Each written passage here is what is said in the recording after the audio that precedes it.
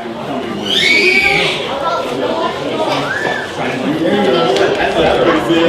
those of you who don't know,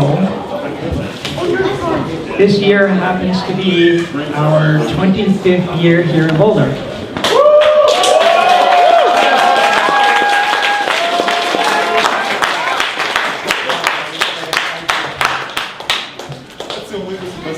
Thank you. It all started in February of 1993, and it all started as a result of Aaron's dad, Lance. And we'll get to that story later. But we're very fortunate today to have a whole bunch of the old-timers here to tell you a little bit about what Sean homemade life was like back in 1993, 4, 5 era. So I'm going to bring up Bert, Brandon, Hank, Sean, where are Jason's on his way too. Jason's on his way, yeah. Oh, okay. And Aaron's uncle, Jason, who started with Lance back in '93, should be here shortly. So this is Bert, this is Hank, this is Brandon, this is Sean, and from, come on up. Stuart, Lindsay, you can come up too. These are some of the earliest folks that helped start from May, and then a little bit later, we'll have kind of the next wave. So Alex, get ready. Victoria, you too. Okay, well here they are.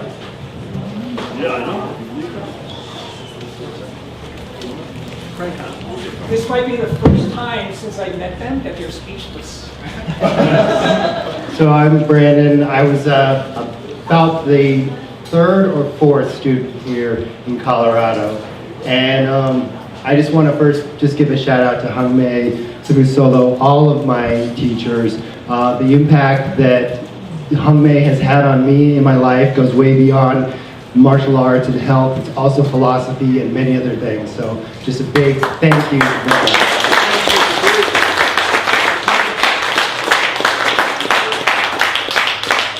I was not a really great son, maybe to my father. I got into a lot of trouble, but to Sabu Solo, I was an angel.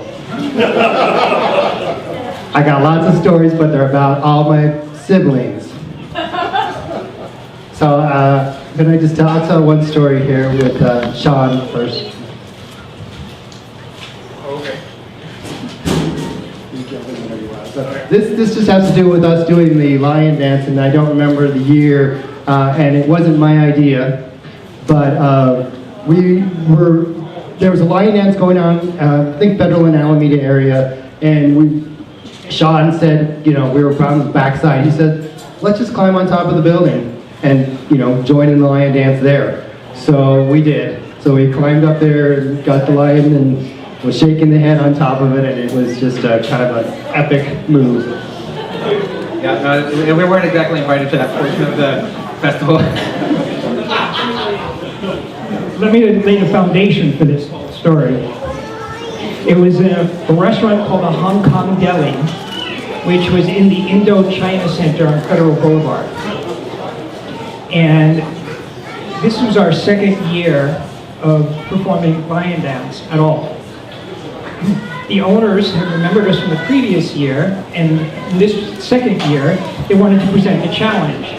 Most of you know in very, very traditional lion dance, you have to go for Hong Bao, for the gift, for the prize. And oftentimes, a challenge is presented to the lions to test the lion's skill.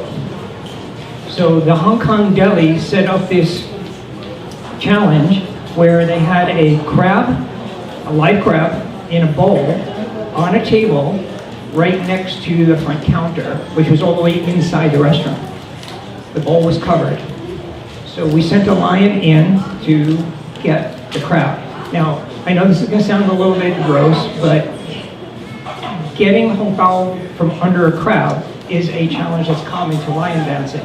There's a very specific skill of how to get the Hong Bao without getting your fingers chomped. It hurts. It hurts. In case you're wondering. So once that lion got the Hong Bao that was inside, there was another Hong Bao that was up on a post attached to the roof of the building, outside. But, yeah, that's why they didn't remember that part of the story.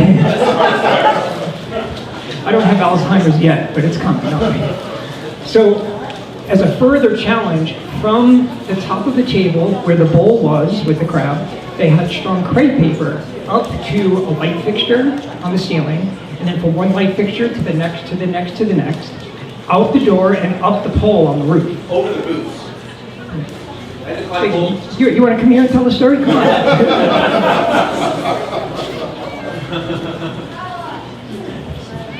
So yeah, so it was they had strung the crepe paper on the chandeliers over every single booth in the restaurant, which is the perimeter of the restaurant. Tables. Yeah, the booths, tables. Tables, not booths. And I had to climb over booths because I remember doing this and getting high centered over every booth because there were tall booths. I got 26 inches and then 28 inch One of the booths. keys is you cannot break the crepe paper as your lion is eating the crepe paper. You can't tear Because it. it's all like it's part of the whole bowl itself, right? The string is all part. So out we go, up and out, and then did we guys set up the pole with the base or without the base? Without the base. I think it's maybe the second or third time we ever did it. As you guys know, the pole now, we had this beautiful structure to anchor the bottom of the pole too, prior to that. And these guys said, "No, we'll hold it up." Tell these people what the pole is. The pole is 12-foot tall beams with the big post at the top for the lion to stand on. You use it. Who's climbed up on the pole before? I think it's a bunch of us here, right? Yeah. Okay. So, hey, you know what? And so yeah, so they had to climb all the way up, and literally, I'm coming out the door, and it's either Bert or Rob said, "Oh, by the way, don't get scared. There's another lion up there." So I knew you guys would be up there. And so yeah, so climb, shimmy up all the way up the pole. Lion head in one hand, making sure I don't break the paper, climbing up the whole pole, getting all the way up there. So just as I popped up, I'll let them finish the story. Surprise! Line number 2 comes up, and then we had a little miniature battle. It's pole versus on top of the building. And the best part of this story is the owner of the Hong Kong deli was so impressed, they gave us an extra $100 on Hong Kong.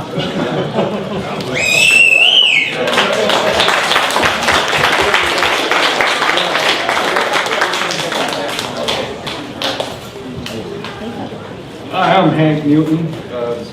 I was never with the Kung Fu thing, but I was a friend of Burke here. And the way this whole thing started was back in November when they were practicing the lion dance. November of 1994, they were practicing the lion dance. And at that time, I was a volunteer for the Denver Center for Performing Arts, so I thought it might be a good idea for them to perform there. Well, and the reason was that I saw them practice, and Bert was a good friend that I knew from your sister, right? And that's how I was introduced to them. And that's how we got started. And that was back in November 1994.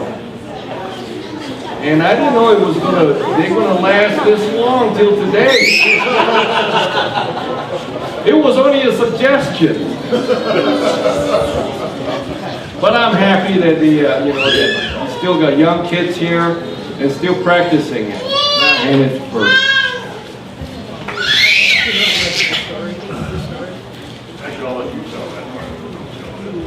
So it was, as Hank just said, it was November of 1994. We had our very, very first lion. And we only had 6 students at that time. 6, maybe 7. And none of these guys had ever done lion dance before. So they all had to learn every part. Drum, cymbal, gong, head, tail, the whole thing. So we're just starting out. We barely had the lion for a month when Hank saw us and invited us to perform at the Denver Center for Performing Arts. It was the Helen Bonfield Theater. Now realize, we had no experience, no prior performances, nothing. And of course, we just said, sure, we'll do it. What he didn't tell you was that that first performance was for the state legislature. It was state legislators' night.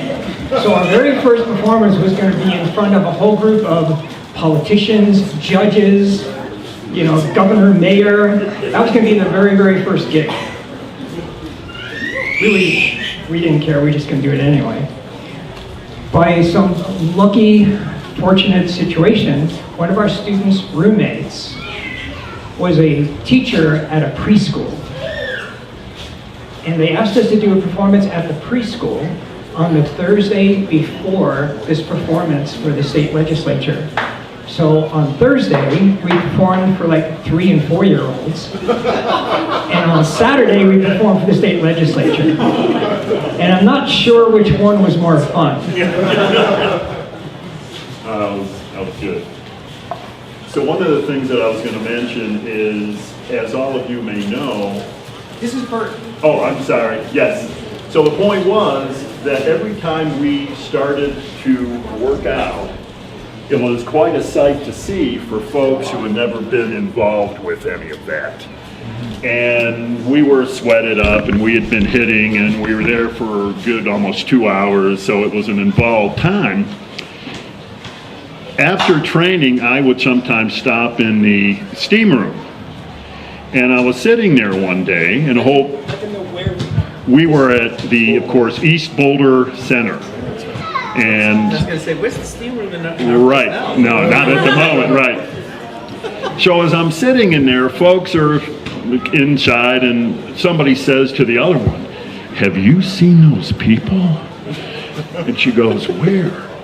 "Oh, they're in that room and they have those bright yellow-orange shirts on." And she goes, "Oh my God, they're crazy. Have you seen what they're doing in there?"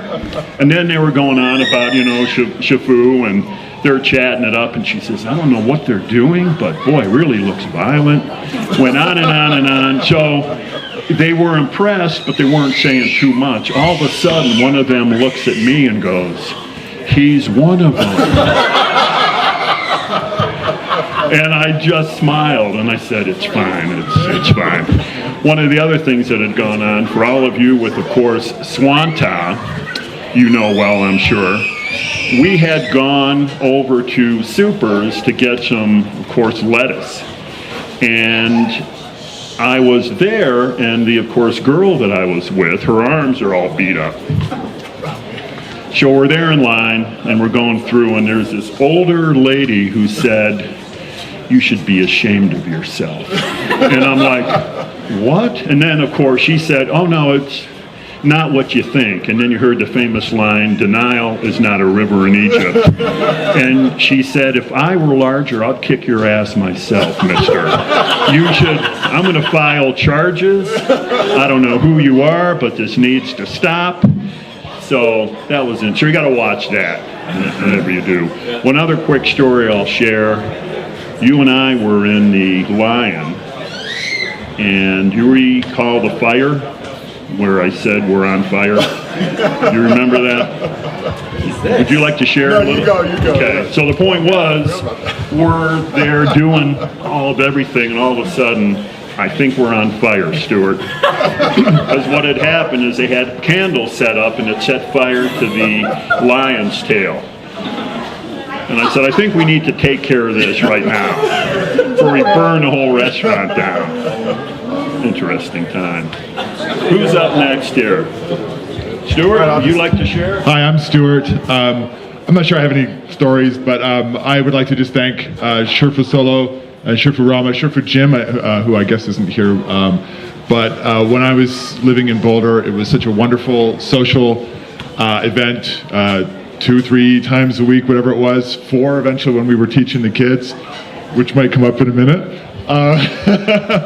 But it was such a wonderful physical exercise as well as spiritual. It was very helpful with my own self-confidence and just, you know, feeling myself getting stronger and learning these skills. It was a wonderful, had an application to sort of everyday life. So just thank you so much for all those lessons. Stuart, do you remember when you got tested to be a yellow sash? Vaguely. All right. So for some reason, the blue sashes at the time felt it was necessary to grill poor Stuart at his yellow sash test. That is true, yes. I think they tested him and questioned him for what, about 30 to 40 minutes by himself as a yellow sash. 30 hours in front of the prosecutors. Without food or water. So do you remember any of it now, or? Yes. Okay. Oh, no, you go. I don't. Only because some of these guys are getting ready to test, so I just want to see if you, is there anything you remember of that experience? Study hard. Yeah, study hard. Go ahead. Okay, my name's Lindsay, and I don't really have much to say, but I started Kung Fu when I was 15. It was like maybe 2000. And it was just an incredible experience. I also just want to thank Shifu and the school. Like, this really is like the most incredible school you'll find, with all the swanta and the arm banging and all the traditional exercises and the breathing exercises. It really is something so unique. I had no idea when I started it was at the East Boulder Rec Center. And I was like, oh, it's just this little group, and they're doing Kung Fu, and that seems really cool, and I'll just start that, and it'll be really fun. But then, like, a few years later, it was so intense. We had our own school. Like, Friday nights would be like lion dance class with Rama, and then Kung Fu class for 2.5 hours, and then fight club with Seafood Gym. Crazy fight club, and then we'd clean the whole building, and we'd go out to dinner. It was just, you know, it took up so much of my life, and it was probably the best time of my life. And all the performances, and every year Shifu would be like, all right, this year, 84 lions, like every year more and more and more, like 7 lions, 14 lions. Which, I don't know, it's incredible. Shifu still is an incredible man. Yeah. Very impressed. Thank you.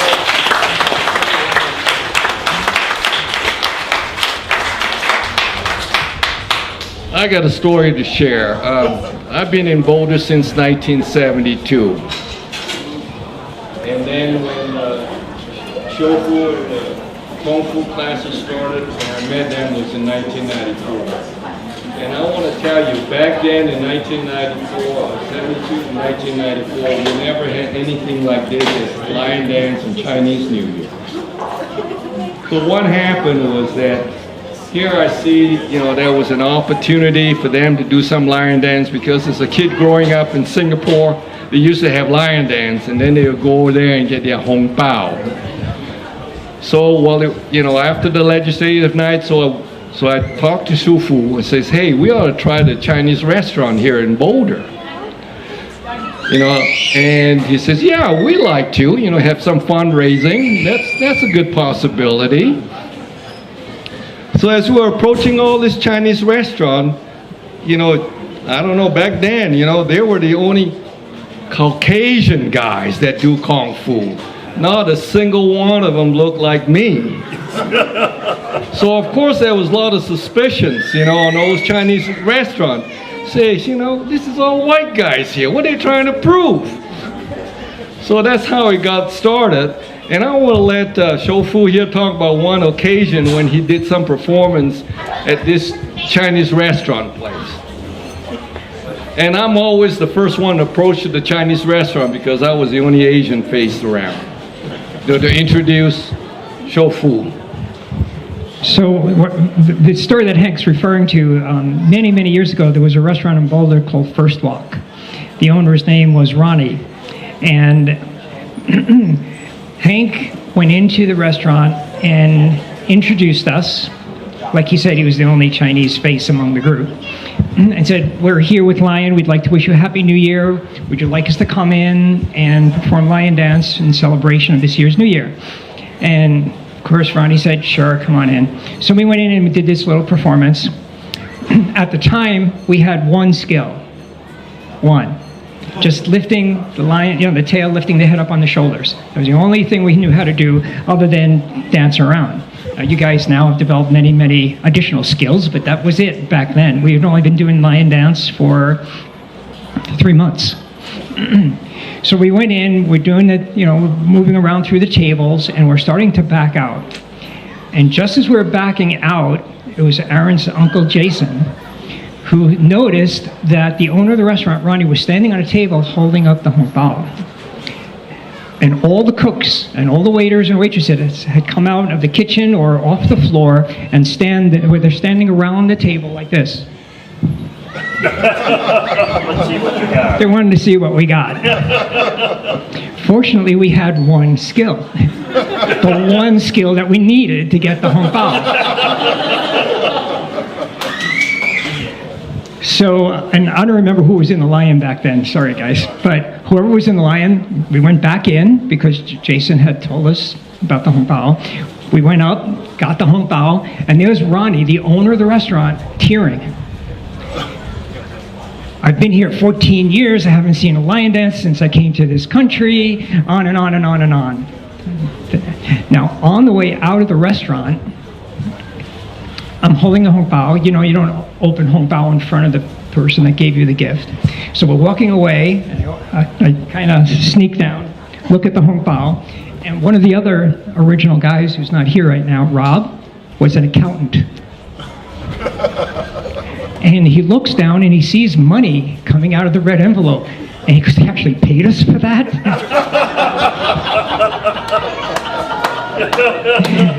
So I turned and said, yeah, what do you think we're doing this for? And from that moment, we said we were going to get these cards that said, we'll lion dance for food. So, and speaking about food is a perfect segue. Why don't we pause this for now, let's get some food, and then the next generation of Hongmei students will have their turn. Alex. Okay, go ahead, let's get set up and get some food.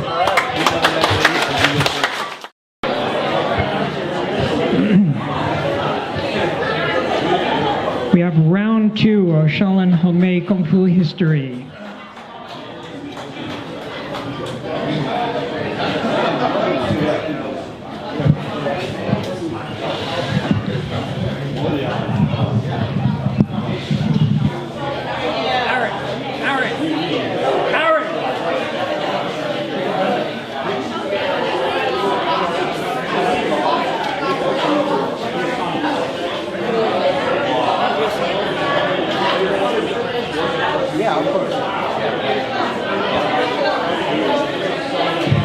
Come on back in.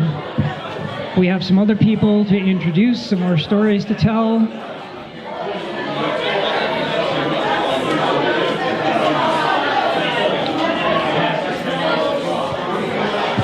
Grab something to drink, something to eat, and grab a seat.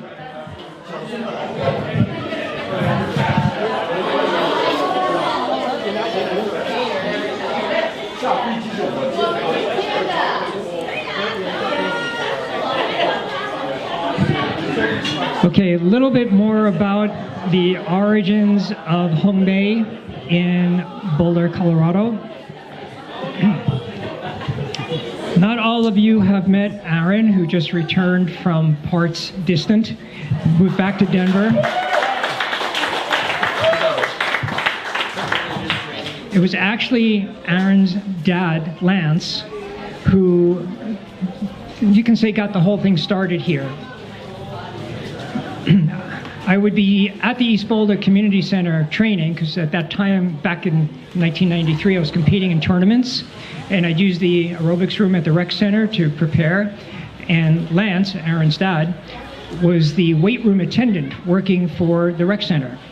And he'd watch me through the window, and eventually, it was November of 1992, asked me if I would teach him some Kung Fu. And I politely said no. But he didn't give up. For the next 4 months, every time I showed up, it was, come on, you got to teach me some Kung Fu.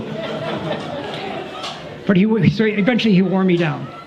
And in February of '93, I said, all right, I give up. But I need 2 people because we do a lot of paired exercises. So he grabs his brother-in-law, Jason, who happens to be here. Where's Jason? There he is. And the 2 of them were the first 2 students of Hongmei in Colorado.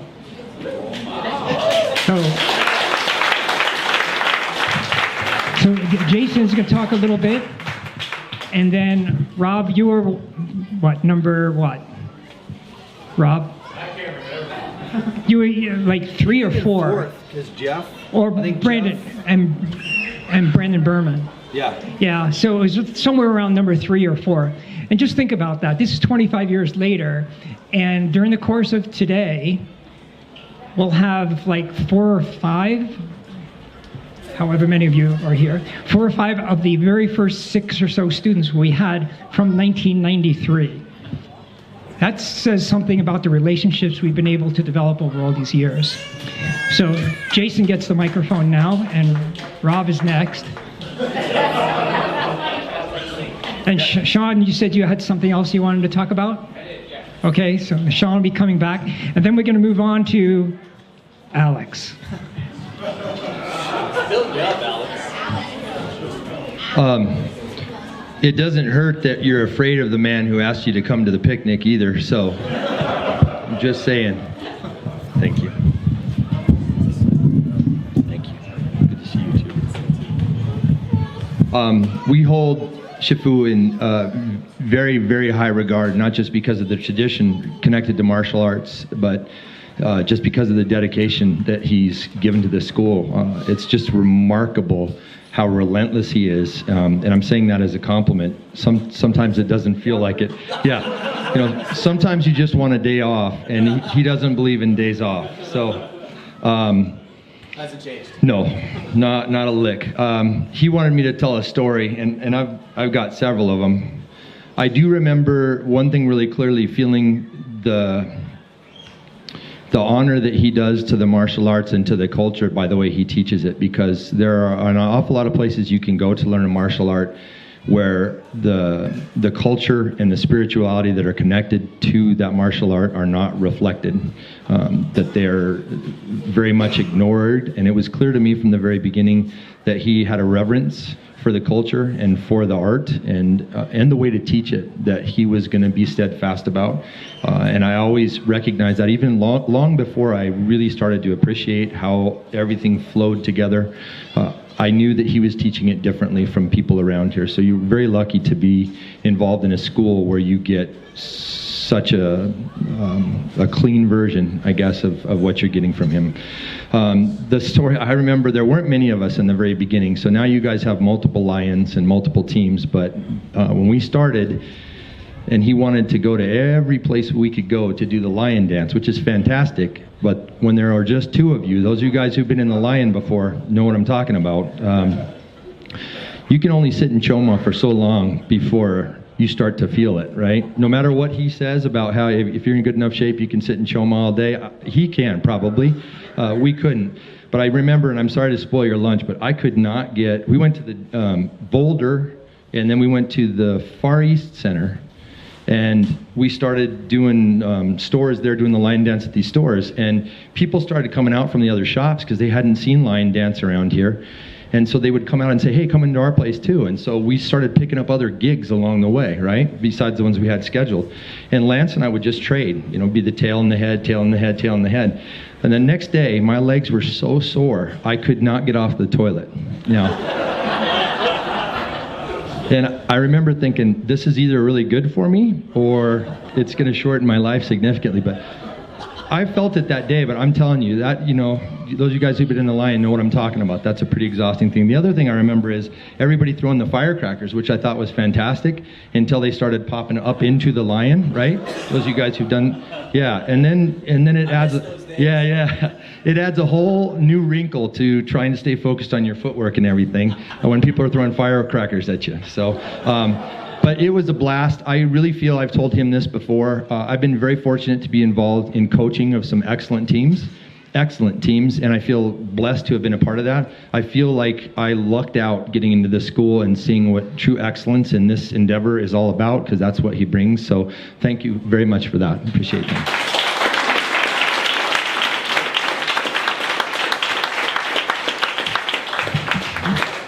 Bert, do you remember how we got to that first, to the Far East Center that first year? It was in your pickup. So you guys see all the stuff we have at the school now, the lions and the dragon and the instruments and the weapons and all that stuff? Well, the very first year, as Jason just said, we only had one lion. We had 2 banners. Those guys, all of you have seen our banners. We have those 2 small ones with blue satin and red satin. Yeah. Yeah. So Bruce says that every time we roll them out too. Yeah. Those banners are older than more than half of you that are sitting here right now. We made those in the office in the business I was working at the time. We went into the reception area, moved the desks out of the way. We had printed out the Chinese characters and the English characters on paper, cut out the paper characters, put them on top of the felt, cut the felt, hand sewed them in, and here we are 25 years. We still have those banners. Just retired. But we did just retire them. We have them, but they're retired now, 25 years later.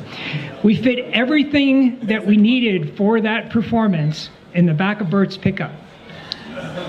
It was 1 drum, cymbals, gong, 2 banners, and a drum stand, and 1 lion. Now, when we went to the Dragon Boat Festival earlier this year, we rented a 23-foot truck and filled it front to back. Little bit of progress. Rob, your turn.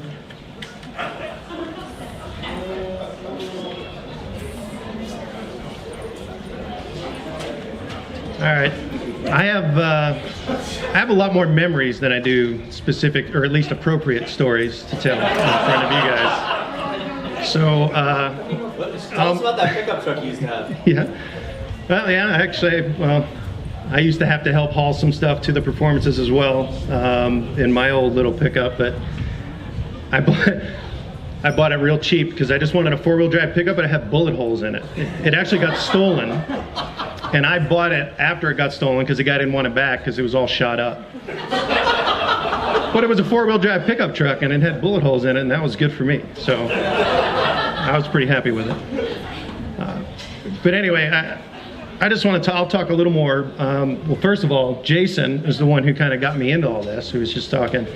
And I look back and question my decision-making abilities because I worked with him at Red Robin. And the way we started talking about it is he came in with all of these bruises just up and down his forearms and started telling me about what he was doing to get it, and I was excited about it. That's how I got sucked into this. But after learning, once you get into it and you all have experienced this, you understand how special this really is and how precious this information is as being passed down for thousands of years. It's truly amazing that Sifu shares all this information with us. And just the feeling of family that comes, even when we first started, it was really teeny. I was single at that time. I had just met my wife Jessica, and it became so much a part of our lives that I even asked the school to perform at our wedding, as to celebrate our wedding. And I think back and I laugh on that because I had a 7-year-old niece at the time, and I told her that there was going to be a lion that was coming up because she was walking around the reception hall and we were hanging up the lettuce. And I told her that a lion's going to come in and eat that lettuce later on, and I didn't think that to a 7-year-old that scared the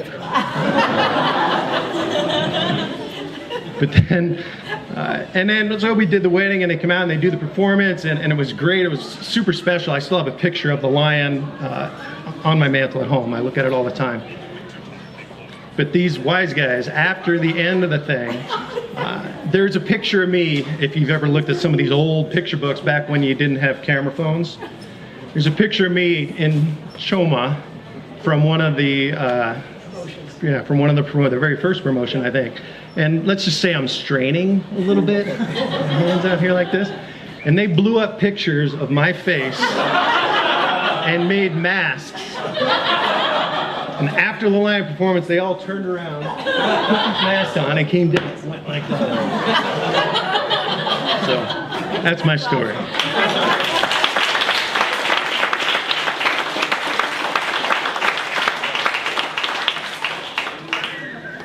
The operative word there, yes, he was straining in the picture. Veins popping out of his neck.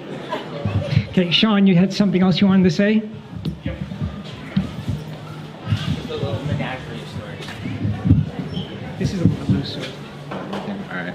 Okay, so mine's gonna be like a little walk down memory lane. I'll keep it quick to keep the party going here. But I've always wanted to learn Kung Fu, and like, I thought it was the coolest thing in the world. I competed gymnastics, NC2A in college, but I still wanted to do Kung Fu. If they had Kung Fu, I would have done that instead of gymnastics, instead of soccer. I like Bruce Lee sounds. I like all kinds of Kung Fu movies, Shaw Brothers, 36 Chambers, you name it. But anyways, never got to do it. Came out to Boulder in '95. And on a cold, rainy day at the Boulder Creek Festival, I'm walking around, I'm trying to find something to pique my interest. I'm like, there's a teeny little booth with a couple people with a television in the corner, and I don't know how they had it powered. I guess it was a really long cord. And they were watching old Kung Fu movies. And I said, I've got to go meet these guys. So I went over, introduced myself, and that was my first introduction. So thanks for doing the public service of we got to recruit folks, right? If this is going to be handed down to generations, we have to continue that tradition of sharing with other people, recruiting. That's part of it. So then, at some point, I actually got invited to class. I think I had to try out for class, is what it felt like. Can you hang? Because it was not an easy class. None of the classes are. Warm-ups are, you know, if you can make it through warm-ups, that's a test of your fitness right there. So time goes on. And at some point, the promotion was mentioned. There might be a promotion, and then that kind of extended because we weren't ready, and then we weren't ready, and we weren't ready. So, but we actually did at some point. We got to do our first promotion, and so it's too bad Brandon's not here. But the story I wanted to share with you, you guys would get a kick out of this. It's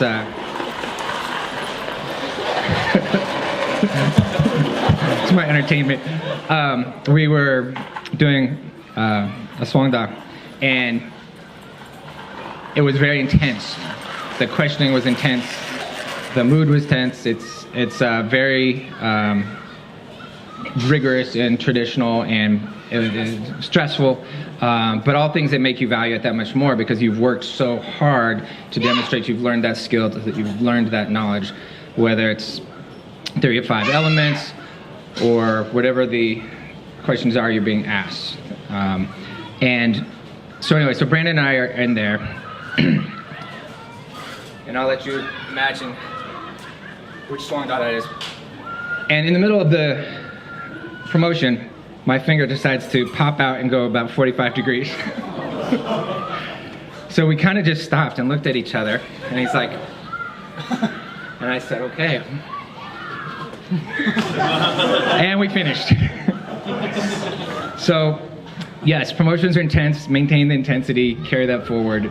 Don't stop in the middle of something. If you mess up, you must continue. Second story to follow on that. CU Boulder Asian Festival happens once a year on the campus.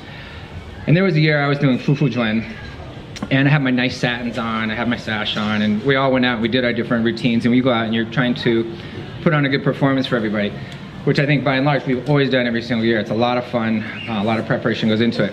So I go into my stance, full split all the way across the seam. And I suppose to my credit, I've been trained so thoroughly by Shifu that didn't miss a beat, finished the performance, ran off. And I think the only people that knew it were the people that could hear it. So that was fun. Other great memories, you know, first dragon assembly and Shifu's front yard in front of the garage. Everybody's there. We almost had 20, 25 people there. We had to sew it on to the bamboo. A lot of fun. But a lot of like family type occurrences over the years. Another time with Stuart, second and only other time I've dislocated a finger. Thank you. We ended up as a group going to Boulder Hospital right down here, right? Do you guys remember that? That one was actually so dislocated we couldn't put it back in. So I was out there for about a half hour, and then we thought we were going to get it. Somebody else came in the ER ahead of me. But some of the other ones, competing with Shifu, something I at one point was really interested in, and I encouraged the students to experiment if you're interested, is going and competing in the Colorado Karate Association CKA tournaments. It's an opportunity to showcase your skills if you like it. It's not ever been required. If you go, you're expected to perform very well and demonstrate your skill and knowledge in either weapons, empty hand forms, or sparring. And there was one time, the one I'm going to bring up, I actually I was honored. I got to do staffs with Sifu, and he broke my staff on my head. And I thought it was the coolest thing in the world. I started to laugh. And he's like, finish. So once again, just like when my finger got dislocated, I finished. And then real quick on a few other things. I guess Parade of Lights. How many years have we done that now? 16, 17. So a long running tradition. And then just all the other different family memories and experiences. It really is it's a whole experience, and I'm so thankful for Shifu Solo, Shifu Rama, Shifu Rob, and all of my Shishong. They've done an amazing job. And I had an acronym that I had learned recently, but it ties in directly to everything that we've been taught as part of Shaolin Hongmei. And so it's called the River. And so one of the things that I think you all would agree with is that when you come to class, when you come to participate in an event, you want to be involved in the river. So the river, imagine the river is flowing, right? It's flowing down this beautiful canyon, and you want to be a member of nature, participating in nature, be one with nature if you want to call it that. But the river is, you're going to be relevant. If you're coming to class, you know that you're relevant because you're getting instruction, you're getting dedication and guidance to make you either a better instructor if you're one of the senior students, or a better practitioner. You have to feel important. Make other people feel important. Give them attention. Pay attention to them. The V stands for validated. When you give a concern or you don't understand something, I don't think anybody will ever claim that it wasn't explained to them. Now, you may not have understood it, and you may have to go repeat it by yourself for half an hour, several weeks in a row, but you will be listened to and you'll be instructed. So you need to be validated. And then the last one here is engaged. Engaged and excited is my E. And for me, I've always been excited. I've always been engaged, and it's because of the genuine love of the practice, of the art, of the culture, and the feeling of family. And Shifu means knowledgeable father. I consider, on some level, Shifu is absolutely my adopted father, right? And I hope on some level you guys all feel that connection, whatever that connection is for you. So I'll stop there because I know we've got a lot of other folks who want to share some stories.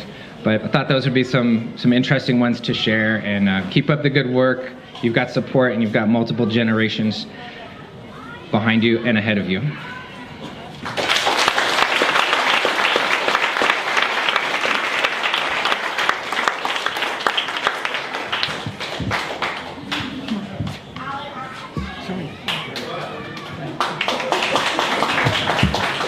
Now some representative, what, Victoria, Peter.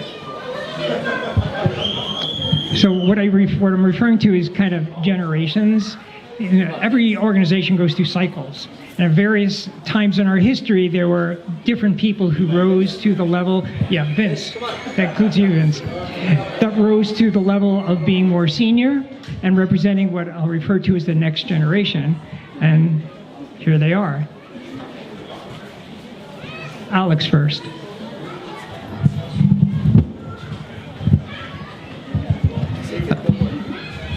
How's everybody doing? Pretty good food at a picnic, right? So I'm going to start off with a disclaimer. She's telling me to tell a joke, but I might when it comes down to my story, because I think a lot of my stories involve representations of my excellent decision making and character. So I think similar to Sean, I want to start out with some, I guess, memories that I had growing up. So I started when I was 7 years old. So all these guys are my Shishong, and I'll always remember, little things that happened when I was growing up. And so, for Sean, I learned how to cartwheel. I remember, Brandon's not here anymore, but when we learned Tai Tsuing Jiao, the first dynamic tension moment, how I learned that was we're supposed to practice that like we're really needing to poop. So try to really get it out there, and that's how you do it. okay? So I'll pass that on. You know, I'll always remember Bert. You know, it was like 40 degrees outside, and he's standing there in his shorts. Always shorts. He's not wearing, are you wearing shorts today? No. It's warm out. Okay. So these things I'll never forget, right? And I think it's some of the themes and everything that's been echoed. Yeah. Some of the themes that's been echoed by everyone so far, right? It's this school it's more than just a fantastic martial arts school, but it's a community, it's culture, you know, it's family, and it's really been that to me. So, and I think for everyone here, it's been that to you also. So, I'll share a quick story about myself, and that's probably it because, like I said, I don't want to embarrass myself too much. So this was back, I don't know how many years ago, but we were, I think, taking pictures for either some photo book or maybe it was an article. Either way, Sherry, who I don't think she's here, but was walking around the Kung Fu school, you know, like taking pictures of people doing Shuangdo or forms and stuff like that. And you know, occasionally be like, oh, do a cool pose, do this and that. And I was practicing to Dondo. And I'm like, well, how about this? Like, we'll do this. This will be a really good one. And you snap the Dondo up, you know, your hands got to go the other way. And I kept doing that. And then at one point, and those of you know, some of the Dondo, the back sides are actually also kind of sharp, probably sharper than the front side. The back side caught my wrist as I went up, and I felt it tug a little bit. I'm like, and it didn't look so bad. It looked like a small cut. And then I turned it the other way, and it opened it up, and I had actually cut a pretty large gash in my wrist with the back of the Dondo. I'm like, all right, that's probably not good. We should go to the hospital. And so I got my mom. We went to the emergency room, and of course one of the first things they do is they ask how it happened. I'm like, what did this? And I'm like, so what gave you this cut? It's a sword. Like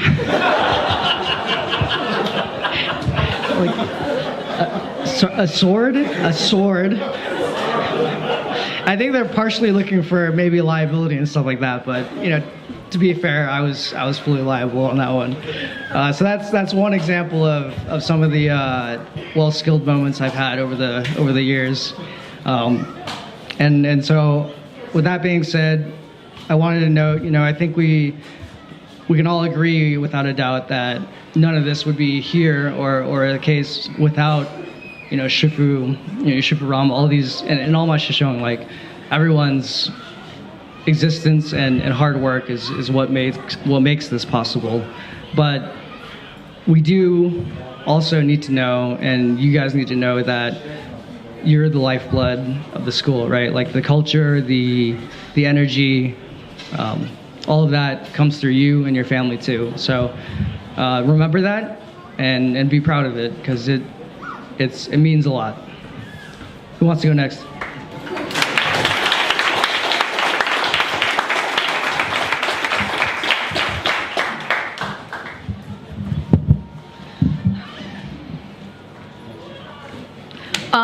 Probably most of you won't recognize me. Alex is my Shishong. He was like this tall, and so I was having to answer to all these little kids all running around. My ex-husband and I started when we were still at the North Boulder Rec Center, and when a friend of ours saw a performance and said, this is the best place, this is the best thing ever. All of us had had a little bit of martial arts in the past. But I'm not the most talented, athletic person. I'm not the best student. I have a problem with thinking too much, and Sifu is constantly telling me, don't think, just do. And it's hard for me to do. But anyway, we were very impressed with the cohesion of this small group of people. We were impressed with Sifu's ability to be standing in front of me and talking to me and telling me to do something, and out of the corner of his eye, he sees somebody do something wrong, and he stops and he goes, you, do it this way. And then he turns back to me and without a pause just continues to tell me how I'm doing things wrong. But as far as the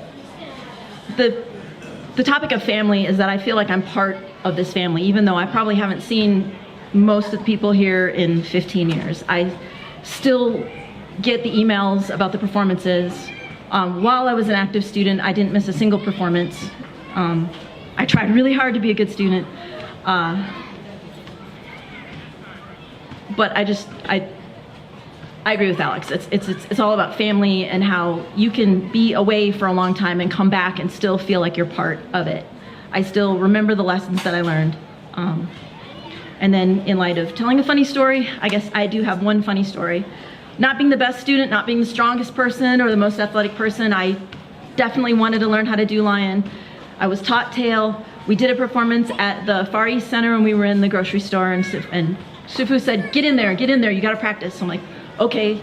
Most of what I did was play cymbals and do the musician part of the performance. So I dive into the tail and I'm doing my best and I'm getting tired and I'm thinking, okay, somebody's gotta relieve me now, right? and then we go to the next store and I'm still doing the tail and I'm like, okay, but I can't let anybody down, I'm gonna do this. And the head is switched a couple times and I'm thinking, what kind of test is this? And I gotta apologize to whoever was my head when we got into the grocery store. We get into the back room and this guy is like pulling and doing the head and everything and I am so exhausted and tired. I cannot move and the floor is slippery, so the head ends up just pulling me across the floor. And I'm like in perfect form and being slid across the floor a foot at a time by this person pulling me with this dragon line. Anyway, I apologize. So anyway, please.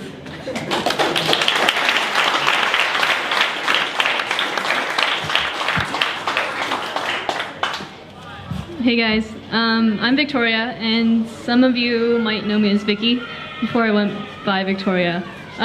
So I started when I was about 8 years old in the Bolhwa school, actually. So I started with Chris and Jimmy, if you know them, who are not here anymore.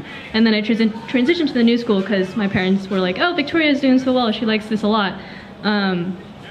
And it gave me the opportunity to kind of like learn more, get more involved with the community, and actually kind of learn more than just block, block, punch, punch.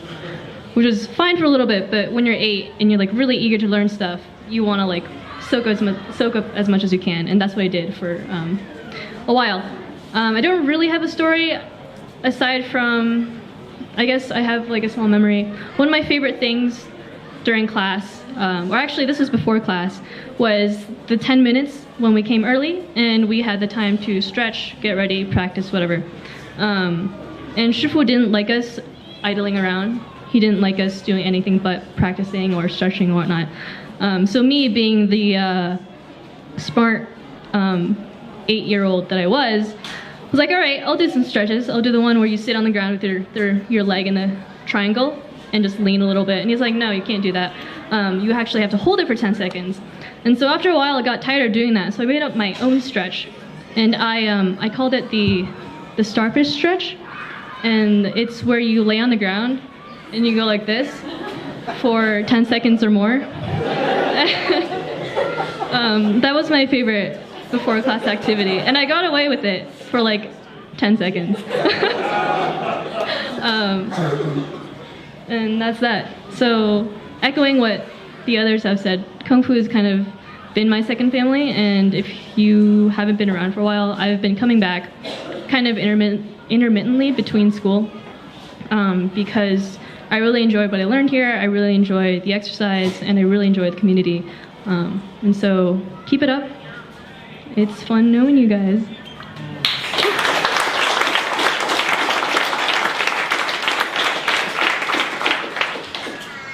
Hi, I'm Vince. I think I know most of you. I've been in and out. I haven't gone too far. I'm in Westminster, so through each generation, I pop in every now and then. It's funny hearing the stories because it brings back a lot of memories. I think, Sonia, I think that was me that was dragging you. I think I remember that. I was like, what's going on with this tail? Anyways, it's been a lot of fun. I think, echoing what a lot of people said, I think, you know, the Kung Fu school kind of integrates your life a lot. For me, more so, a lot of the reason why I come back often is because my best friend is Sifu Rama. So, so I'm still connected quite a bit. I mean, he was a groomsman in my wedding. Sifu Jim I see him all the time as well. And I love popping in and kind of checking to see how everybody's doing and what's going on with the school. And, you know, Sifu's been an integral mentor in my life as, you know, as far as, you know, I came in when I was in college. It was actually my brother and my mom who started. And then they're like, I came to them one day and was like, you know, I'm thinking about going back into martial arts because I've done Taekwondo for 3 years. And, you know, got my black belt and decided not to pursue that any further. Partially because the reasons why I like the school so much is because it really is a martial art. You know, like a martial art should integrate your life. It's not just a sport. It's not just something that you just do for exercise, or, you know, it becomes a part of you, and it becomes, you know, integrated in what you do, what your character is, and how you conduct yourself, and all of those things, and you know, the Sifus and Sishongs and everything like that taught me a lot about that, especially being a young college immature kind of, you know, I was pretty confused, but they helped me out a lot. So as far as stories go, one was, you know, like a lot of the performances and stuff, it's a great time to just, you know, it's a lot of the times not necessarily in the performance, but like when you're sitting backstage or you're sitting, you know, like you get a lot of time to really build that family. And I really do feel like a lot of the people here are family. I like seeing everybody here. But I don't know if I've been kind of thrown. The first memory that came back, I'm like, I don't know if I should share this or not. But it was during a Chinese New Year. And at that point, like, we were, for the longest time, we're the only ones doing lion dance at every store. But then all of a sudden, these other lion dance groups started showing up. So we're at this at the Far East Center, I believe, and then this other lion group kind of just, you know, the next place we're going, they're already starting to perform. I'm like, well, what's going on? They're taking our home bao. But they're taking our home bao. I was like, what do we do? Sifu Jim's like, we challenge them. We challenge them to like a lion dance fight. And at this point, I was Sifu Jim's tail, and he just kind of drags me, or no, I think I was the head. We was the head. So then Sifu Jim drags us over there, and like we start like challenging them. We start doing it, and they're like, what the heck is going on with these guys? What are they doing? We're in the middle of a performance. And then they didn't like us very much. They didn't like that at all. And then people were coming out of our cars, like, it was a sticky situation, to say the least. But, you know, part of that was a lot of great memories, a lot of great times. But if anything, the one thing I liked about the school, coming from Taekwondo, was you could go at any pace that you desired.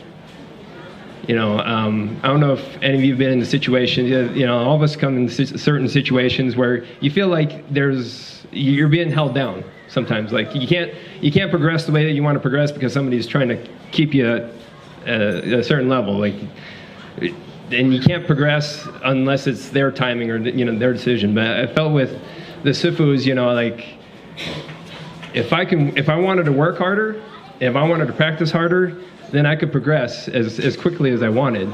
And that was really nice. I didn't have to like follow the regimen, like you have to do this, then, you know, like you have to do this in this time frame. But it was, you know, really nice doing that. And then the family aspect was awesome. So keep practicing.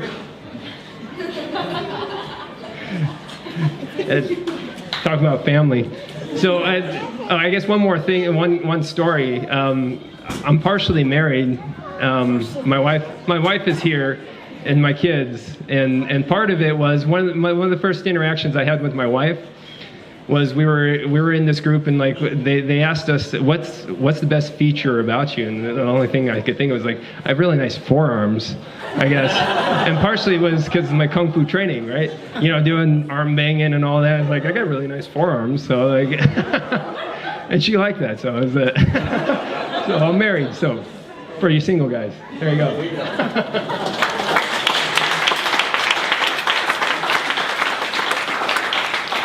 Hello, everybody. I'm Brandon. Most of you probably don't know me. I guess the younger kids definitely don't. I used to go here about 10 years ago. I was here for 5 years. So let me tell you how I ended up going to Kung Fu here.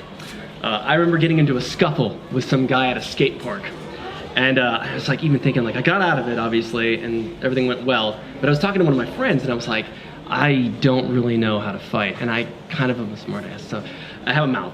And he was like, hey, there's a Kung Fu place. It's just past 30th. The guy's crazy. You should go there.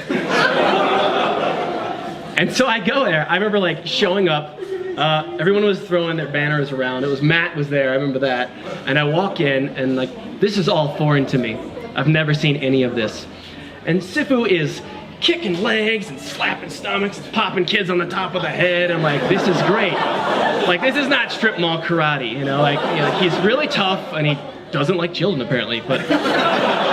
So I was like, I really like this. And I remember like kind of freaking out. Like, you guys, if we had this in my hometown, I would have done this when I was like 8, you know? And so I ended up going there and sticking around and getting lumps and bruises. And all my coworkers think I'm crazy because every day I show up and I've got like a lump here or there. And I'm like, it's great, you should do it. Like, when do those go away? It takes a couple of years.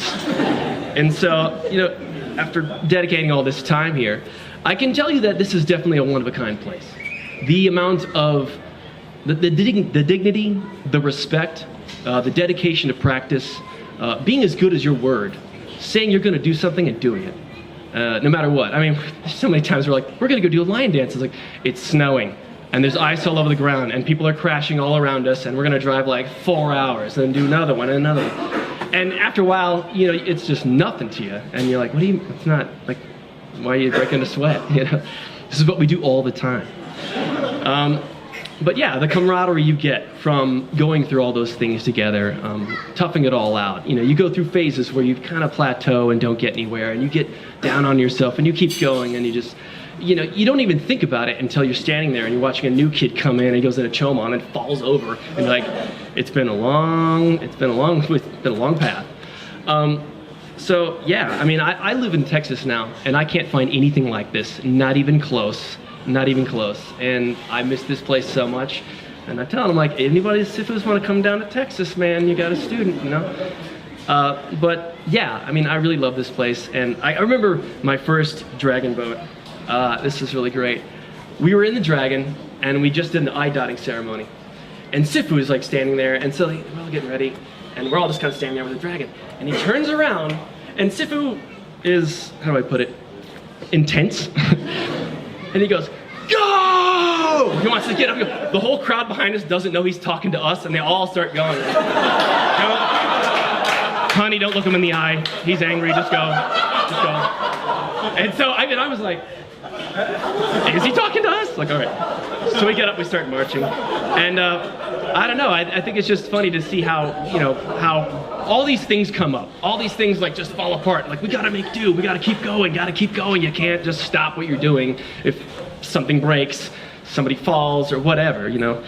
So I've definitely learned a lot being at this school. You guys are all amazing because you go to the school, and I already know you have great character and you're beautiful people. So keep practicing and hold it dear to your heart because this is a one-of-a-kind thing. So.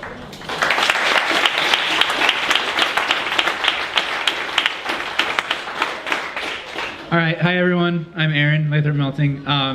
So if you can do the math a little bit, starting around 92, I was born in 94. Kung Fu has been kind of a part of my life, my whole life. And the weird thing is, it's hard explaining. I know that feeling. Yeah, it's bizarre. It's bizarre.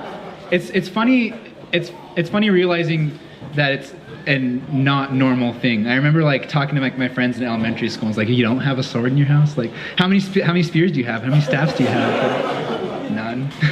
And that it's funny because it seemed like such a, you know, an integral part of my childhood that explaining it to people is always interesting and always something I really take a lot of joy in, is explaining to people what we do here and letting people know how authentic and how incredible it is. From my childhood, at least, I remember I wasn't in and out of the principal's office very much, but in elementary school, the one time I was like called in the principal's office that like I had bruises all over my arms, and I was in 3rd grade.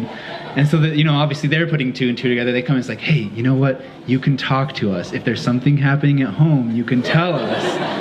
And I didn't even know what they were talking about for about 2 minutes. Like, then they like pointed to my arms, like, what's on your arms? Like, do you have something you want to tell us? And I said, it's kung fu. Like, I can't really explain it other than that it's kung fu and it's something I do. And my dad does it too. My dad was a teacher at that school, so it was going to be like this big, like, it was going to be a big, like, blown open, like, conspiracy thing. Like, it was going to be bad. But it's always hard to explain to people what we do, and I think it's definitely worth trying to explain and kind of be the outreach arm for Chinese cultural and heritage sort of things in Boulder. As far as stories go, one of the things that I really liked about Kung Fu growing up is that it took me to all these crazy places that I would never expect Chinese cultural events to be taking place. Deadwood, South Dakota. Matt and I got into some shenanigans in Deadwood a couple times. It was always freezing. It was Chinese New Year time in the far north tundra, and it was always. I mean, our we never had those long sleeve things. That wasn't, the long sleeve shirts weren't a part of our tradition for the entire time. So we'd always have short sleeve T-shirts in February in South Dakota, and that was always pretty rough. 7 degrees, yeah. One of those years was absolutely horrible, and we did kung fu and lion dance performances outside. So places like Deadwood, South Dakota. We performed at a prom once. Do you remember that performance at a prom? We did lion dance at a prom. Okay. Yeah. Is it homecoming or it was homecoming? Yeah. Okay. Yeah, we did lion dance at a homecoming once. And I don't know. There's so much stuff in my childhood. It's the cool part to me is that I can leave for 8 years, and I didn't want. Looking back at it, I shouldn't have left for 8 years because I can't do Choma as well as I did when I was a kid. But you can leave and come back and make new steadfast friends. That's the coolest thing to me is that everyone here is so accepting and so welcoming. I didn't know Jeffrey before I came back, and now Jeffrey and I are good buds. I didn't know, there are a lot of people I didn't know Peter, and now Peter and I are good buds. It's really cool. Oliver, all these people who carry on the tradition in such a uniform way that it's like you never left. You can leave Kung Fu, you can come back to Kung Fu, and it's really like you never left. We might not do Choma jumping anymore. We might not stand on 2x4s anymore, which I'd like to bring back. I'd like to stand on 2x4s. That's one of my favorite things. Yeah, good. All right. But the continuity is incredible. The people here are incredible. And I'm so grateful to be in every one of your lives. And I'm grateful that you guys have me. And I love that I can share a part of what was important to my dad. It's really cool. It's everyone here at least knew my dad or knew something else. And so I talk to Sean and I hear a news story. I talk to Rob and I hear news stories. I talk to people whose Shishang my dad was, and I hear all these things that I never knew. And so it's really cool to get that piece of my dad's history and then my life history. So I'm really appreciative to everyone here. So thank you guys very much.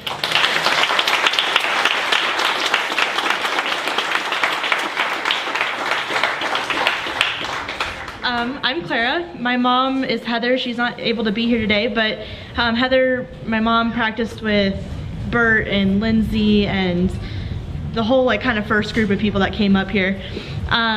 So for me, I've been running around the school since I was 3 or 4 up until quite recently. So it's been a big part of my life growing up, just community.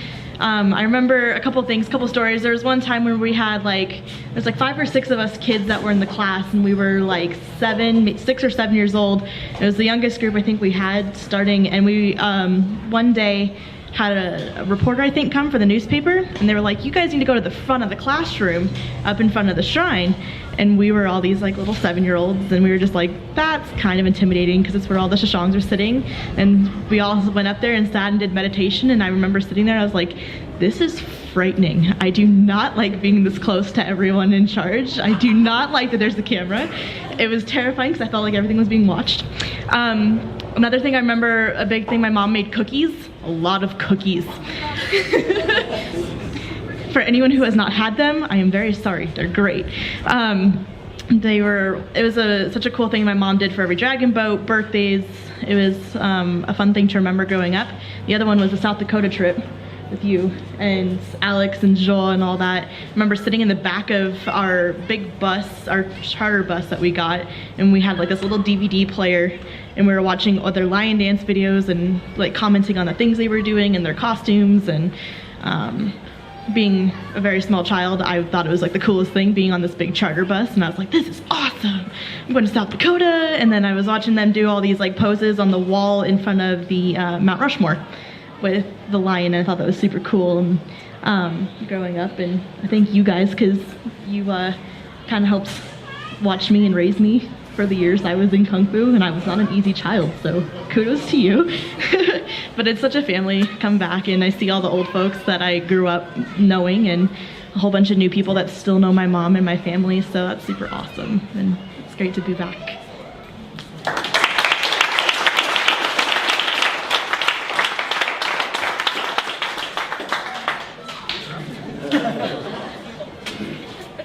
Hello, I'm Michelle. I'm a current student at the school, and I don't really have any funny stories that I could tell, but I want to say how I first got into Kung Fu.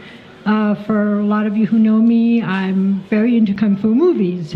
So I used to watch a lot of movies, and one day I was watching and I said, I want to learn that. And at the time I didn't have any idea that there were any Kung Fu schools around that I could actually learn Kung Fu. But I was friends with a woman who had studied karate for 10 years, and she was looking to get into something else. So she said, okay, I'll look for a school, because she knew, what to look for and what not to look for. And she found Shaolin Hame, and she said, you gotta go here. It's a nonprofit. It looks like it's very traditional. So we went to, observe a class, and as soon as I walked in, I was like dumbfounded. Just to see the school, which at the time wasn't even what it looks like now. A lot of work, has been done in the last 15 years. But the whole structure, the altar, the weapons at the front, the kids lining up. There were the three Shifus at the time, walking around during basics. I mean, to me, it was straight out of a movie. It was great. So we started class, and she eventually dropped out, and I remember that it was very hard. I thought I was physically fit. I live in the mountains. I used to hike. I used to do all kinds of stuff. But after, the first 2 classes, I was like, I am not fit, because it just works different part of your body that you're not used to working. Your knees get sore. It's very hard. And after I'd been there about a month, she dropped out, and then I had to go through a mental process, because my friend who I was going to class with was no longer coming. It was getting more difficult. The constructive criticism was getting a little more intense. And but I made the decision that I really wanted to learn this, so I kept coming. And it really is, for me, it's been an incredible experience to have this. I started as an, elder student, and all these Shishongs and Shijes, they were so supportive. Just the intensity of how they used to, take the art so seriously. I remember before class, after class, people used to stay after class, set up those sawhorses, Lindsay would get on them, put the blocks on the stomach, there were so many things going on training-wise that were just really incredible. And so it's been a very important part of my life, and I'm grateful to everybody and the new students, the kids. I really love the way it's so family-oriented. A mother and a son, a mother and 2 children, a father, and it's family. We're all together. Everybody practices together, and it's just great. I love it. So I want to thank Shifus and my Shishang Shijes and everybody involved. And it's just been really, really great part of my life. Thank you.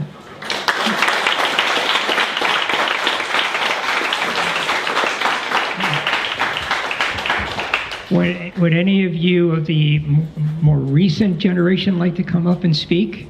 If you would, this is the time, but under one condition. No more discussion about dislocated fingers, slicing yourself with swords, banging and bruised arms. We've had enough of that for one day. Any of you guys want to come up? Now's the time. Okay. And then we'll finish with Shifu Rama. Are you on the edge of your seats now? Well, I was going to tell a story about banged and bruised arms, but Shifu took that away from me, so I'll have to think of something. So most of you know me. My name's Oliver. I'm one of the students now. It's just about 9 years that I've been at this school. So 9 years can seem like a long time, but the school's been here in Colorado for 25.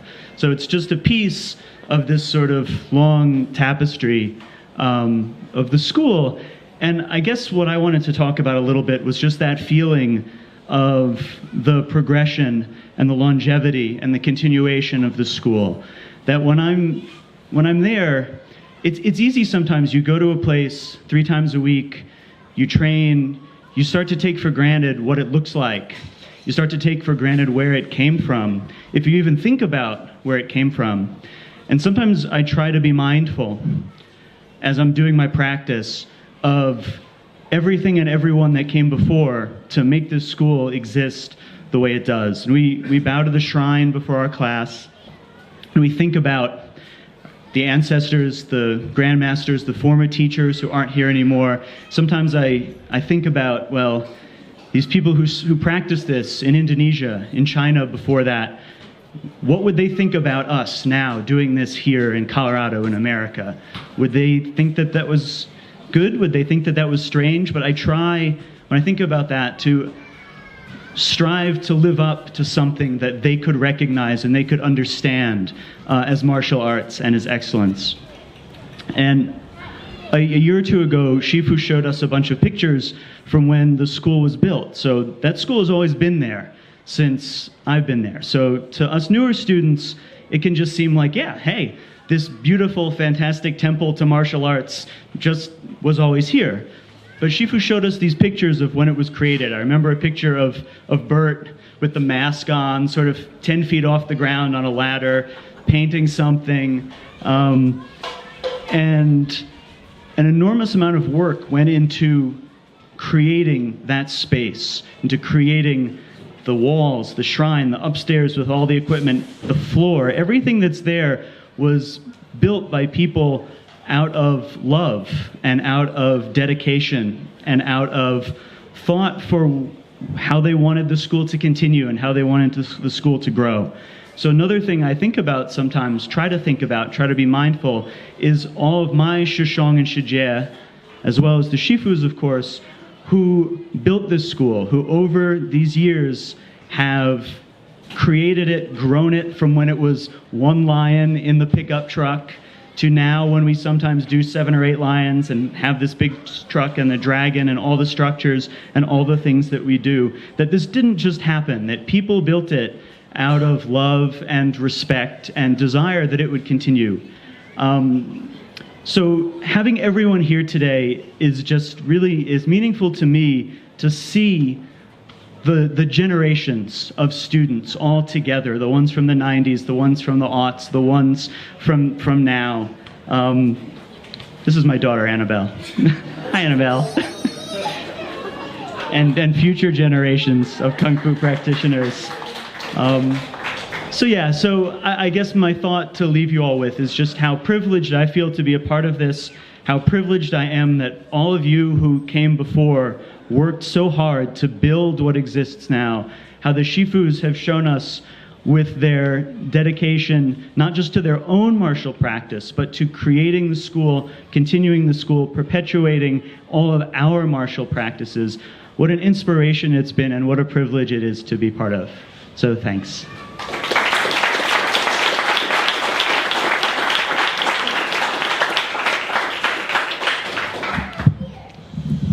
All right, so everyone has like their own story of how they found Kung Fu, and my story is pretty much one day my dad told me to get in the car, and I had no idea what was about to happen, and this was pretty much as close to the last thing I could possibly expect. And I got to the school, and this guy started yelling at me. Of course, that was Shifu, and it was just terrifying, right? Like, when the first couple of years I started, I pretty much sucked, and I only did Sunday morning classes, and the only teachers I interacted with was Shifu and Sherry, and basically, these two seemed to have like this competition as to who could yell at me more. And I would do my interpretation of Toma, and I'd be sitting there and I'd be like, okay, this is great, it hurts. And then suddenly I'd be on my back, and I'd be like, what happened? This is the ceiling. Well, of course, Shifu had walked over, saw that my Toma sucked, and kicked my leg out. And I was just lying on the ground like starfishing all of a sudden. And then I was just like, what happened? And then I hear someone yelling at me. And it's Sherry, and she's yelling at me because I'm lying on the ground. So it's like, okay, this is cool. And then so I don't know why I stuck with it. I was a weakling, and eventually I decided to start doing Friday classes. And I was pretty much terrified because they're supposed to be way harder, right? And so I was sitting there like quaking in my boots, and I was sitting next to Aaron's little brother.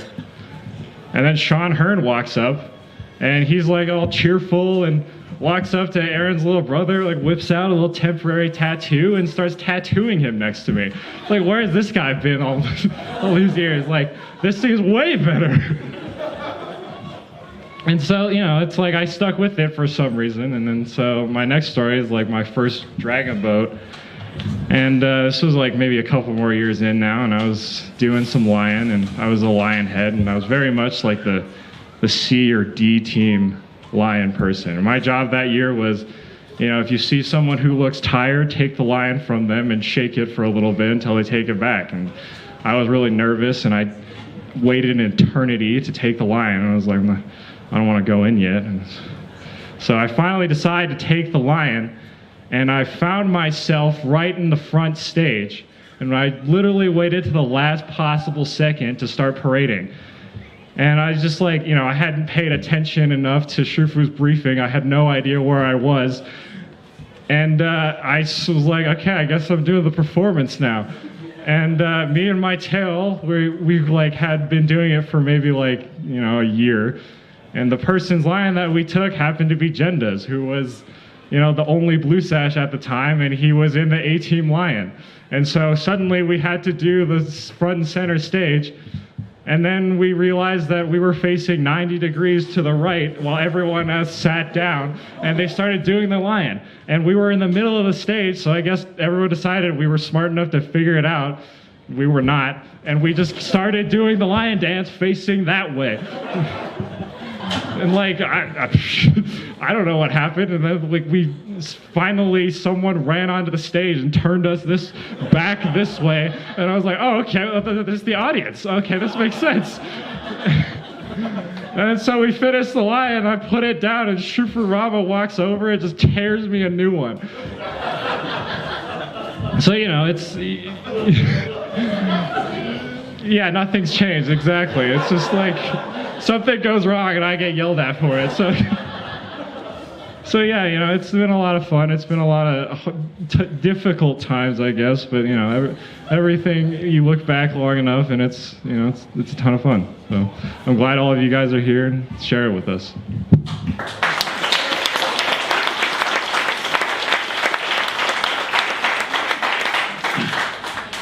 Okay, so my wife April and I are here to represent the Red Sash community.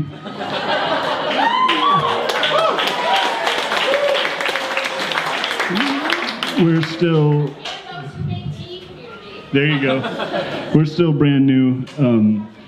So she came home from class a couple weeks ago and said that Shifu showed their class a picture of, the blue sash picture of Joma is the right way to do it, and then showed them a picture of the wrong way to do it, and she said, you were front and center, right, in that picture.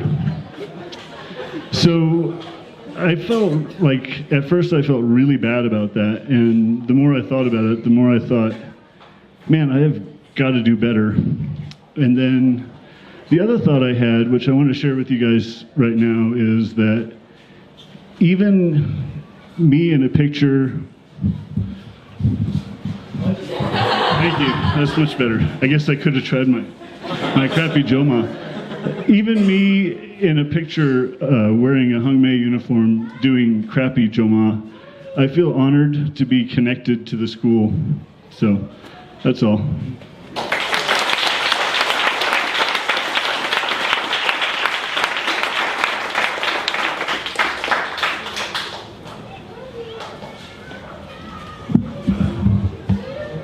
Now, the man you've all been waiting for, Shifu Rama.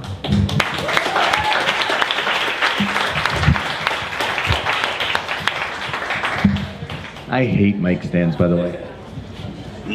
So yeah, my story begins back on August 30th, 1975. That's my birthday. I was born into it. But I'll fast forward you to 1990, 91, when Sifu told my family, well, because Sifu would eat dinner over my house at least twice a week, right? Every night we had class, sometimes even more. There you go, so more than twice a week. And he told my family I got a job in Colorado. Now, mind you, I'm in 10th grade, 11th grade, and I said, awesome, I'm gonna move out there and teach with you, Sifu. Never realizing what that really meant. And it was never really my goal either, right? It's just one of those things that just kind of, as time went on, I grew up on Long Island. I'm not the greatest collegiate student. It took me 7 years to get my 4-year degree. It took me 7 years of college in 8 years to get my 4-year degree, so I wasn't a great student. But in the in-between, I said, well, I'll move out to Colorado. I want to continue with Kung Fu. And at that time, I had seen videos of who you guys call your Sejong. And realizing, like, it's the same stuff we do here on Long Island. Well, no kidding. Sifu taught me, he taught you guys, right? And so of course it's the same, and he kept reminding me of that. Of course it's gonna be the same. And that's one of the things I really appreciate about Sifu. It's not just, it's the same, it's home. For me, it's home. Hongmei is home. And so when I got here, I don't know what Sifu told your Seshong, but it made me feel very welcome when I got here. And I could have come in, and I wasn't even in Sifu at the time, I could have come in and felt very awkward being put in this position of, I'm the senior guy, I need to teach you guys, and by the way, because I have a black sash, I'm one generation up, you need to respect me. They didn't act in fear of that. And I didn't want to act like that either to them. And over the course of that year, I became a Sifu, went back and tested to become a Sifu, and then it all kind of took off from there. We went from being a little class of, 30 I think we were at that point, just in the rec center, and then a big group of little guys over at family housing. And when we kind of combined it all, we realized, we're about 60 people. And I think at one point, Sifu, correct me if I'm wrong, at one point we had 100 people on the roster that were in and out of East Boulder Rec Center actively. Is that correct? Yeah, once when your dad came, we had a special session over at Recreation Community College. Right. During the gym over there, we had 110 people in that session. 110 students, guys in yellow shirts and black pants, not just people in support of us. And it just one of those things that just, it's fun having watched us go through this and watch the ebbs and flows of all you guys. And it's one of those things that's, as everybody was getting up here to share something, there was different little stories I could share about him. I can remember Alex's first class when his mom took him in to watch class. And what's the rule when you come to watch class? You sit there.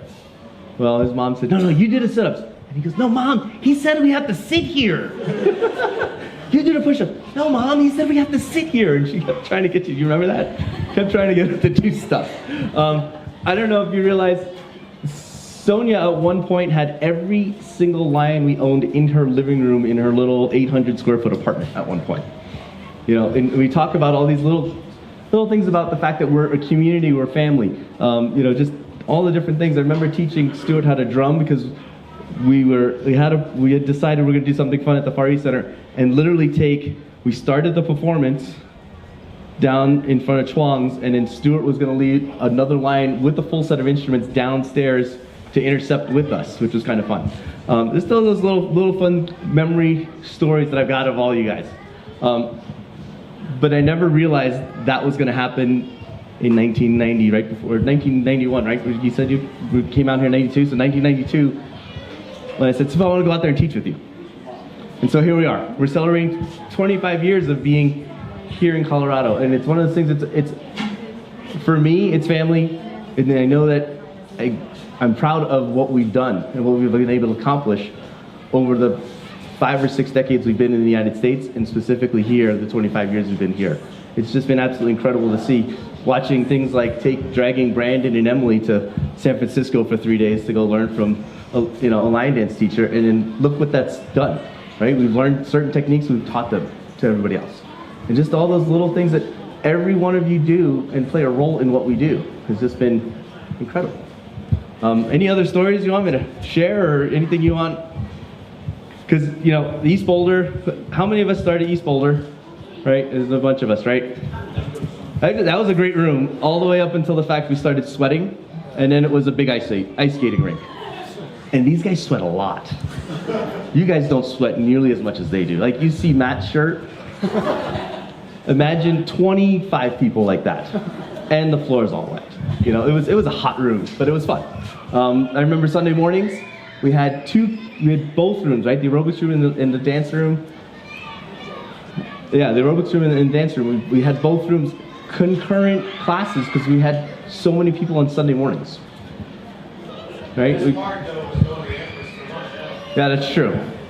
And that's one of those things. We try to maintain those traditions, family type traditions, because those are the times when we really learn from Sifu. I know, like, in talking to Sifu Jim and Sifu Rob, I didn't realize this at the time, being a punk teenager and being the son of the Sifu. I didn't realize they were asking questions of my dad, because in car rides, when they were working for him about Kung Fu, because they were cherishing that moment, because that's when you get the real essence of Hong Mei. It's not on the floor, it's not the 2 hours you train, it's this time, where you understand what Hong Mei really is about. It's small, it's a small group, but it's a powerful group. Every single one of you has been impacted outside of your martial practice, in other endeavors that you do, because you've been part of this group. Because it's a strong driving force in what we do. So, Michelle, you want to come up for a second, please? Sifu, I lied to you. There are shenanigans. I do apologize. It's coming. You just start.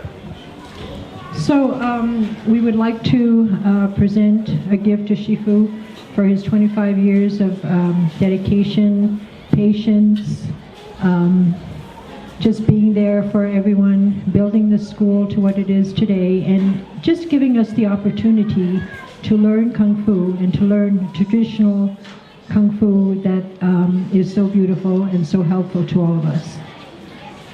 So Shifu, this is presented to you. We would like to, she's going to explain to you. So Sifu, correct me if I'm wrong, families, the scroll that's here was, the calligraphy is a renowned calligraphy artist in China who had, when they had heard about us having this event, wanted to make sure that they had the right words for you, Sifu, to put on here. Yeah, he's very famous and won several awards in China. So what the word means is, this part is extraordinary martial arts. This is legendary story to pass on. And it's, it's one of those things, Sifu, and I speak for the students, you have exhibited extraordinary martial focus, and you've helped continue in writing the story that my father started writing here in the United States for our school. For me, I say thank you, but I think you all should give Sifu a round of applause.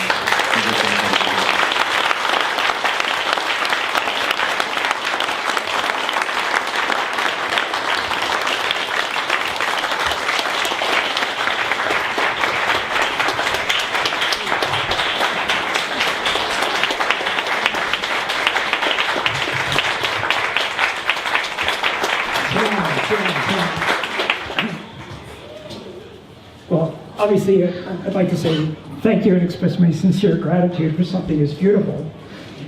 But what's really important is what Rama was just saying about his father having brought the art here and how we're carrying that lineage forward. But let's back up even more to Zhongshe Wushenxi, or Goshenhe, for those who know his name in Fukienese. We have a long history of truly understanding what lineage, history, culture means.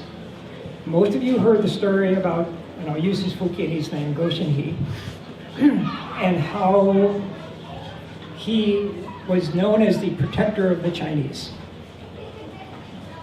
You've heard that story before, most of you? So let's look at what's been handed down to us for a moment. When Goshenhe, let me back up. In the school, there's a picture, a photograph of Goshenhe holding a jian, straight sword. It's over the shrine. How many of you heard the story about that straight sword? A few of you? Not too many? There was a time when Goshenhe's daughter was going to get married.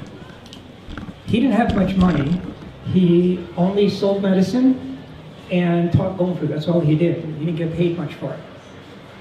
That sword that he's holding in that picture is a certified Ming Dynasty sword. Ming Dynasty ended, I believe, in 1644. So that sword is hundreds and hundreds of years old. Very, very valuable. A non-Chinese person in Indonesia offered Goshenhe a whole bucket load of money to learn his Kung Fu. And Goshenhe could have used that money to pay for his daughter's wedding. But the person was not Chinese. The expression back then was Chinese martial arts are for Chinese eyes only. Chinese used their martial arts to protect themselves. They didn't want to give their secrets away. So rather than take this money for doing nothing more than teaching, he sold that sword. That's how true he was to his values and his beliefs. Turns out that he was also offered a partnership. You don't have to stand there and hold that over. You can if you want. I just waiting for your permissions. Okay.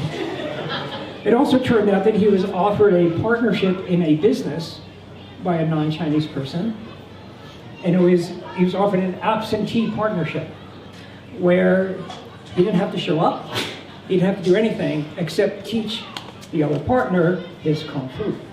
That's how well known and how highly regarded his skills were in the world of Chinese martial arts.